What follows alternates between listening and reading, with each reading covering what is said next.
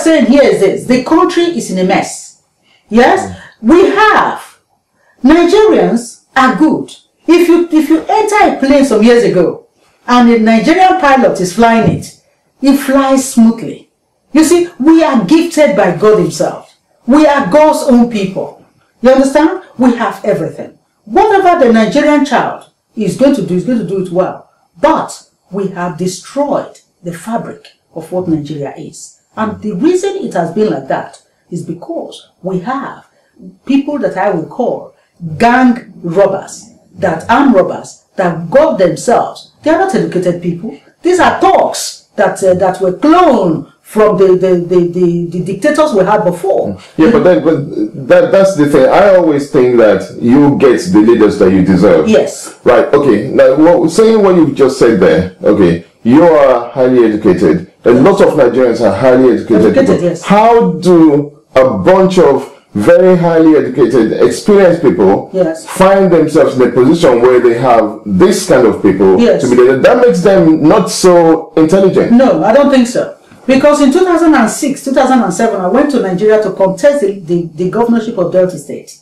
Yes, and when I did, because what happened, what I do is I listen to my heart, and I believe that the divine connects with me through my heart center. So everything I do is done. And so when I was told through my heart in 2006, so go and go for the governorship of Delta State, I went there. And it's good because he opened my eyes. And I believe now that the divine wanted me to go in there and see for myself. So what we have, people, educated people, have tried to come in. But they can't, because these guys are using arms. They use arms, they use money, they flood the place with money. And then, of course, the love of money and material wealth that we now find ourselves in. We don't have youths anymore who are ambitious to contribute to their country. They are not talking about integrity. They are not talking about respect. They are just talking about here, the money that we make. So, of course, these guys that have now gone themselves into politics, they are criminals. We know that. Some of them were convicted. We know. But they still managed to come in. And when they came, they got all the money and they made people rich. And they like that. So what I'm saying is, if you, as a governor of a state, you hold on trust for the people of your state. You are the chief executive. So if you receive the budget for your state to do things and you fail to do it, you and you alone should account for the resources. It shouldn't be that you say you gave some to this, you gave to this to the Speaker of the House of Assembly, we shared it. No. You must account for it, because that's what happens in companies. If I'm the chief executive of Women of Africa, the responsibility of accounting for the integrity of the women of Africa rests solely with me. I cannot blame another person and say, well, but I delegated. No, you delegate, but you do not delegate the responsibility, accountability for what you delegated. The person you delegated to is your agent, and as a principal, you retain the right as a principal. Therefore, whatever goes wrong, you account for it. That is where. So I found that as educated as one is, yes, you cannot just go to Nigeria and go and change the system. This is why that's why you find that a lot of people who are educated are outside. The breed of graduates we have now on the ground are not people that have been properly educated. That's so what future does that hold for the country then? This is why I feel that now let's start the campaign of using these Chibok girls. Use security or insecurity of the place. There must be something that you're going to hold on to and say, sorry, this is not going to go away. We want to hold you responsible. We want you to step down. So that if you notice, since all of this has been going on, how many senators have spoken? Because they don't know what to say. I was listening to the governor of Borno State the other time. I was looking at the man and I said, sorry, how did you become governor? This is the kind of people we have, and this is why we cannot expect anything better. He wouldn't even go to the Chibok school because he was afraid. He was afraid. Yeah. So if you have people who are afraid, then these are not the people who care for people. And this is why you find they depend on lies. They will lie and say rest. and our people will rest. How do you sleep when a criminal is telling you to sleep? Can you sleep? A criminal. There are those who will say to you, don't worry, God is in control. But meanwhile, God is in control of my life. I'm hungry. I can't pay my electricity bill, although there's no electricity. For you, I'm giving you money to go fly jets. And I have not been able to work it out. That is all fraudulent behavior. Because all of it is fraud. And that is why we are where we are at the moment. But that is not to say we don't have educated people. But the educated people have been shamed. And now our education don't mean anything because we have the crops of people. My son will say to me, this is not good at all because the president is supposed to be representing 200 million people. He says it's not good at all. Not at all. Yeah. It is not good. This man is shaming all of us because that is what we are. That is who we are. This is why we must say step down. And this is why I'm saying step down. You step down now. We must keep this struggle going. Okay. So, saying that, we do have elections in 2015. How can we have a third option, or what can we do that will change things and make the election actually worth voting for in 2015? I was told recently on the grapevine that Obasanjo said that even Jesus Christ cannot conduct a free and fair election in Nigeria. And that is true. It's true because he knows what he has done. The electoral system has been damaged. You see, the electoral system is so corrupt, and that is why I said to you that the fact that educated people, people of good conscience, people with patriotic commitment to say, I want to be, the image of my country is my image. If that is the case, I want to be part of the cleaning up of the mapping up of the creation of an image that will befit me and my children. Because if you are a Nigerian, if you go look for work, people, they look at your name and say, this one a Nigerian. They will not shortlist you. If you get it, you're going to struggle. I say to my children, if you put your name down, put your qualification alongside it, so that we know that this is different. So we find a way of doing this. So we now say, okay, look, let's change the system. The problem we have is the system. Yes, this was why in 2010 I was in Nigeria and I addressed press in Nigeria. And I said at that time, Goodluck Jonathan was going to. I said no, he's in a very good position. The truth is, if you look at him, if he's someone who knew what to do, he was in a good position to make the change. And that change was address the electoral system. If you cannot address, I said, he did not have to contest election. He did not have to. What he needed to do was to say, right, there is a problem. And this problem, the only way we can deal with it is to clean the electoral system. I was told at home, once I went to Nigeria, by someone who works with INEC, he said, Madam, he said INEC does not have the list, the electoral register of Nigerians. Yeah. They don't have it. And I know also that in 2006, 2007, the British, the Americans, the Europeans, the Canadians came together and created what was known as the donor basket. And that donor basket was to enable the Nigerian electoral commission to become independent of the ruling party or the ruling government. That was what they did. I knew because, as I said, I went to contest for the governorship of my state. And that put me in a place where I knew what was going on. I was meeting, we were holding meetings, they wanted women to come. They actually wanted to dilute the political scene, bring in more women, with the hope that they will be able to change the electoral system and therefore the political scene for the better. This is what they've done. So when I talk to a lot of people now, and they are telling me, Alice, we don't know what to do. We do not know because they have tried everything. What happened with that money? There was a big money that went in. When they say, let's do registration of voters. I was there. What did they do? they asked that, so laptop was the thing they used. They said they should go and manufacture them from Switzerland. And in my house here, I was told that the people who manufactured the laptop cost about 8 million. Yes? But instruction came from the presidency that they should change the 8 million to 28 million. The people were shocked because they wanted to share the money. And this was how they did it. And they also used it to jump past the anti-money laundering law. And this is Obasanjo time.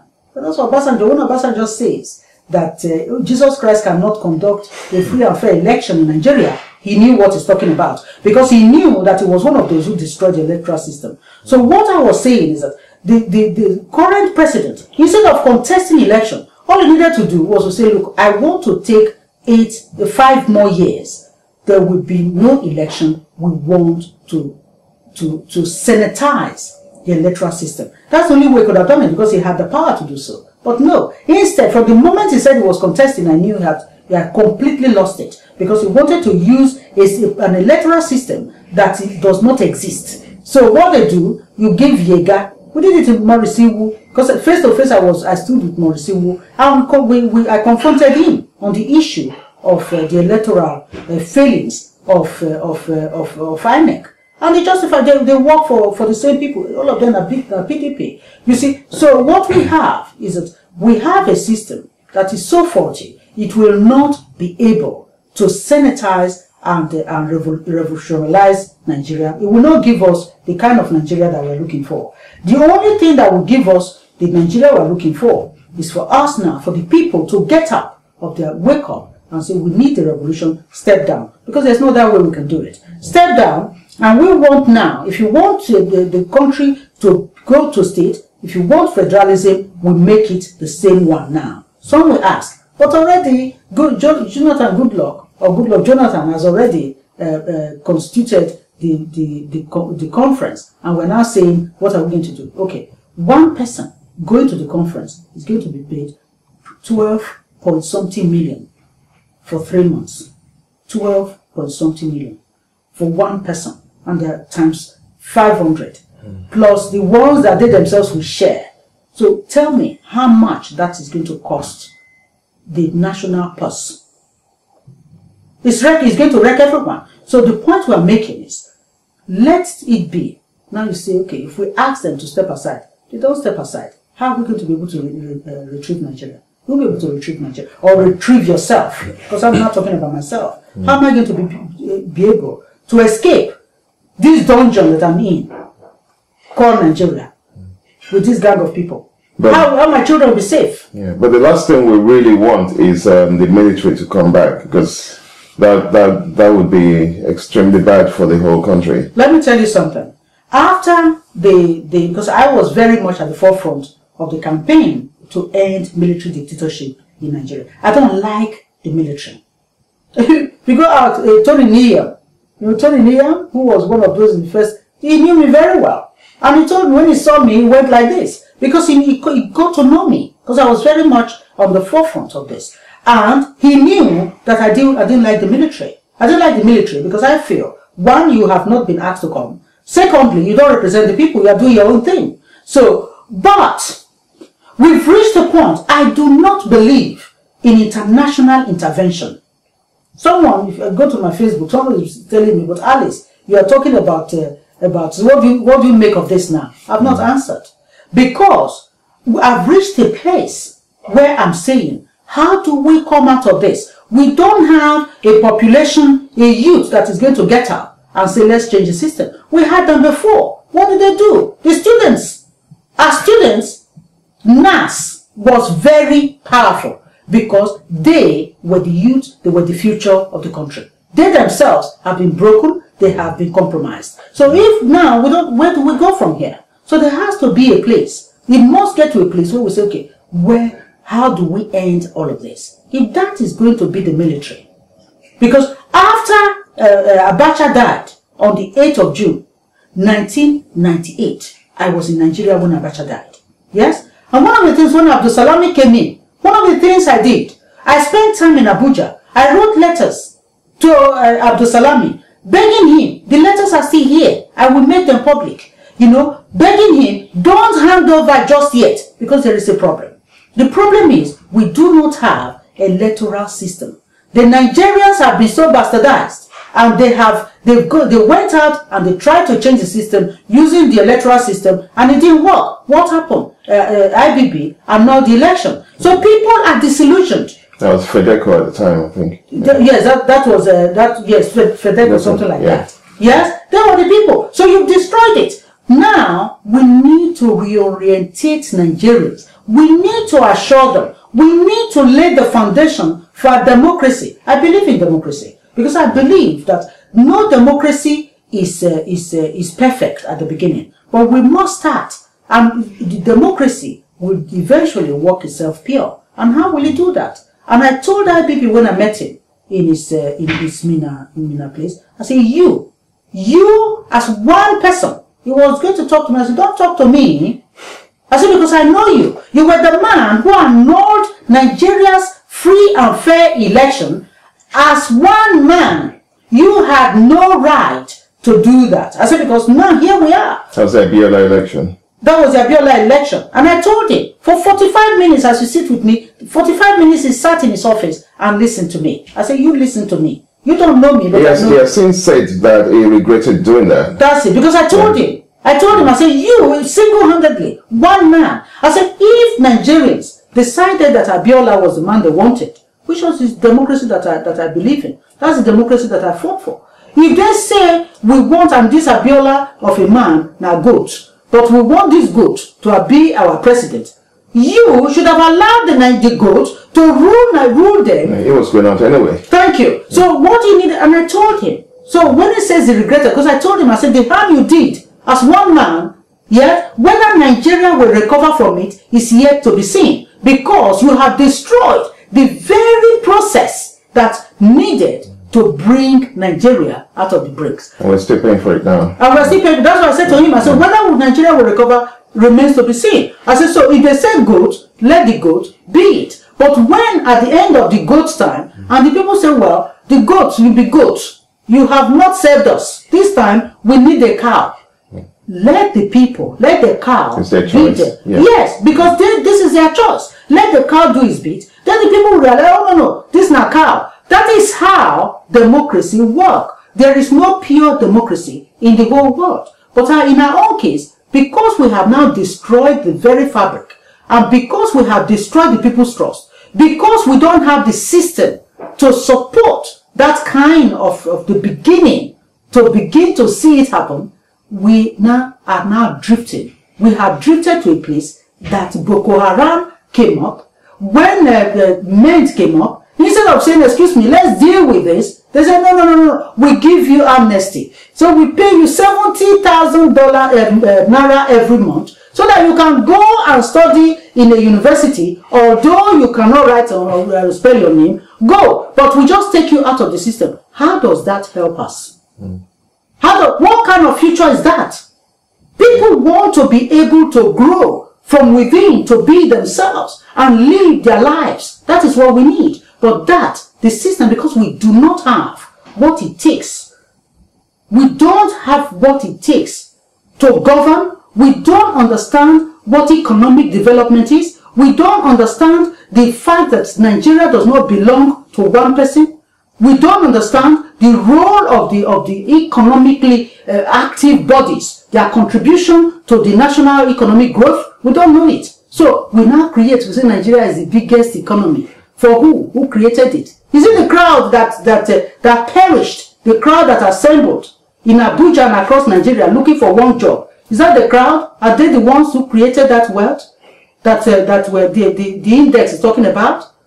The same people who say yes, Nigeria is the greatest, they are the same people now saying that simple Boko Haram is the same people. So who are we going to blame? We have a problem, and this is what I'm saying. That the military right now, if we have the military force, because right when Boko Haram came, as I was saying, as Nigeria is at war, If Nigeria is at war, then what the commander-in-chief should be doing, assemble his military men. Put them together, not one person. Put them all together and say, okay, how do we deal with this? Give them what it takes. Go deal with it. Because we could have done it.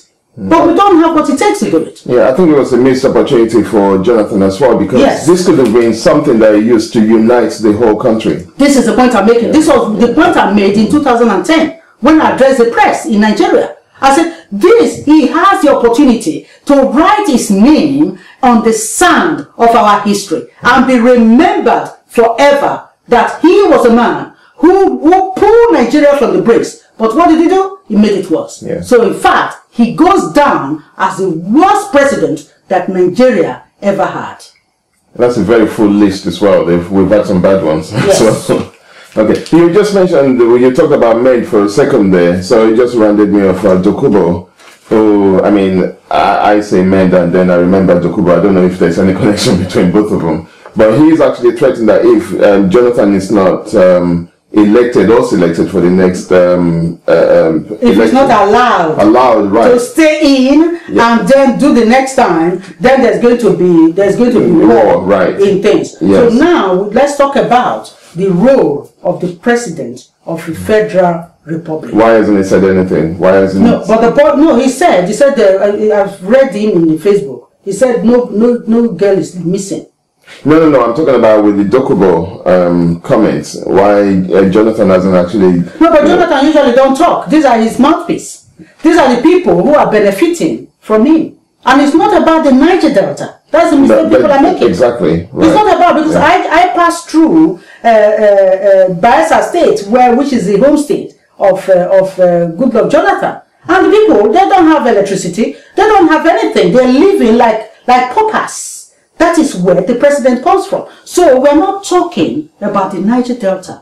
We are talking about people, a system that is very much like they are cultists. These are people, they are mafia gang, pulled together. They are drawn from all across the country. They are not from one place, but they're using names, they are using tactics, religion, ethnic nationality. I make oil. You're not the only one making oil. If you're making oil, you alone should not be eating it. What about the other people? Are you the only person that come from Olobiri and in Bayelsa State? Are you the only one? Yes? So we have Oroto Douglas was an environmentalist, a renowned environmentalist. Where is he now? He's now advising him. He's keeping, even his village itself. When his father died, people couldn't travel by road. People started to use plane. That's how they crashed our plane, killed our renowned military men. Now we're in difficulty. Azazi was an advisor on this issue of Boko Haram. Where is he now? He died in a plane crash when he went to attend Oroto Douglas's father's burial. Should Nigeria's military men fly our military jet to go to a private function? These are the things that are wrong in the country. And these are the things that we are seeing. People who went, they are there not because they care. They will be shouting and shouting and shouting. Yeah, but all this is not news. No, it's not. So Nigerians know this. How come nobody is saying anything? Right. Why are they still being desieved? That's the point. That's the question. Okay, I was talking to someone yesterday at home who was telling me that in fact the Chibok girl, why are people blaming Jonathan? We should be blaming the head teacher. I heard that. Yeah. I said people are so ill-informed. They don't see light. Our people don't see light. They don't know. They are not. Their mind is not open. They don't know what's happening. So if they see light, they're watching Nollywood film. If they manage to see light, they are watching Nollywood film. They will not use that opportunity to quickly turn to CNN, turn to Al Jazeera to know what's happening even within Nigeria. What's happening? You can't blame them for that. The Nigerian media doesn't really, speak out much. No, but they can then listen. They can see. Yeah, I've been in Nigeria. You watch Al Jazeera. I went to Gudu Market. I was watching Al Jazeera. Why are you watching? Why are you watching Nollywood film when your children, your life could be in danger? You don't know what's happening next door. Because you're watching Nollywood film. And now, people, why do we not have fuel? There's shortage of fuel. Continue to be shortage of fuel in Nigeria. Why? We produce oil. Right.